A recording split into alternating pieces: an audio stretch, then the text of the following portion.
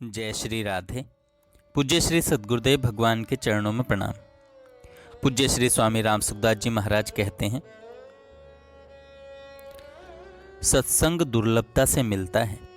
सत्संग की बड़ी विचित्र महिमा है। हनुमान जी लंका में जाने लगे तो उनको लंकिनी ने पकड़ लिया और कहा कि मेरा निरादर करके कहाँ जाते हो। लंका में जो चोर होता है वह मेरा आहार होता है। हनुमान जी ने जोर से एक मुक्का मारा। लंकिनी के मुख से खून बहने लगा। ऐसी दशा होने पर वह बोली, तात स्वर्ग अपवर्ग सुख, धरिए तुला एक अंग, तूल न ताहि सकल मिली, जो सुख लव सत्संग। लव मात्र सत्संग के समान दूसरा कोई सुख नहीं है।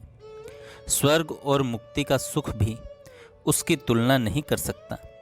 इतनी महिमा है भगवत प्रेमी के संग की। हनुमान जी का मुक्का लगा, यह सत्संग हुआ। लंकिनी ने जान लिया कि राक्षसों का काल आ गया। अब सब राक्षस खत्म हो जाएंगे।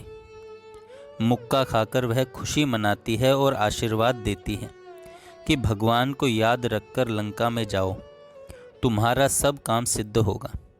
कारण कि भगवान के प्यारे भक्त का संग हो गया, स्पर्श हो गया। इसलिए सत्संग की विचित्र महिमा है, कोई कह नहीं सकता। संतों की बड़ी विचित्र विचित्र महिमा आती है। हमने सुना है कि नाभा जी की आंखें नहीं थीं, भगवान के भक्त थे।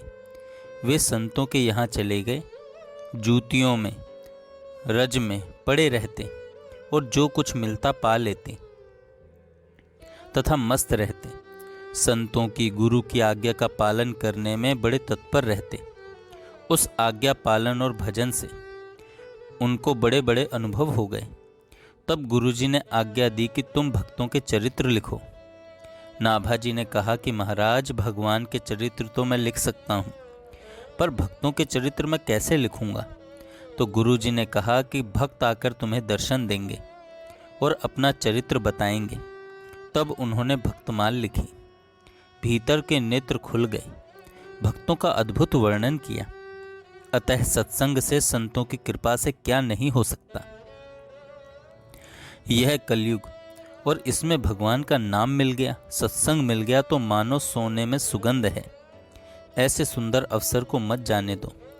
कष्ट उठाकर भी किसी तरह लोगों को सत्संग में लाओ। बड़ी बूढ़ी माताओं को सत्संग में लाओ, उनको हाथ पकड़कर अपने साथ लाओ और सत्संग में बैठाओ। वे नहीं बैठ सकें तो एक तरफ बिछौना बिछाकर उस पर लिटा दो कि लेटकर सुनती रहो, अथवा कुर्सी रखकर उस पर बैठा दो। इस प्रकार उनको सत्संग सुनने का मौका दो। भाइयों से भी यही कहना है कि जो बड़े बूढ़े हों उनको लाओ सत्संग में। एक जगह बिठा दो अथवा जहाँ छाया हो वहाँ लिटा दो। सत्संग सुनाकर उनको घर पर पहुँचा दो। आपका बड़ा पुण्य होगा। भोजन देने का भी पुण्य होता है, तो क्या सत्संग के लिए अवसर देने का पुण्य नहीं होगा। जो सत्संग को नहीं मानते उनको भी पैरों में पड़कर सत्संग में लाओ। उनको भी पैरों में पड़कर सत्संग में लाओ।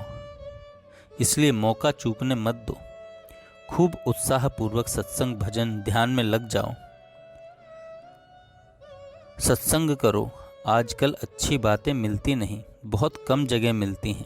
अगर मिल जाएं तो विशेषता से लाभ लेना चाहिए। करोड़ों काम बिगड़ते हो तो भी यह मौका चूकने नहीं देना चाहिए। कोटिम त्यक्त्वा हरिस्मरेत। जय श्री राधे। जय श्री राधे। पूज्य श्री सद्गुरुदेव भगवान के चरणों में प्रणाम। पूज्य श्री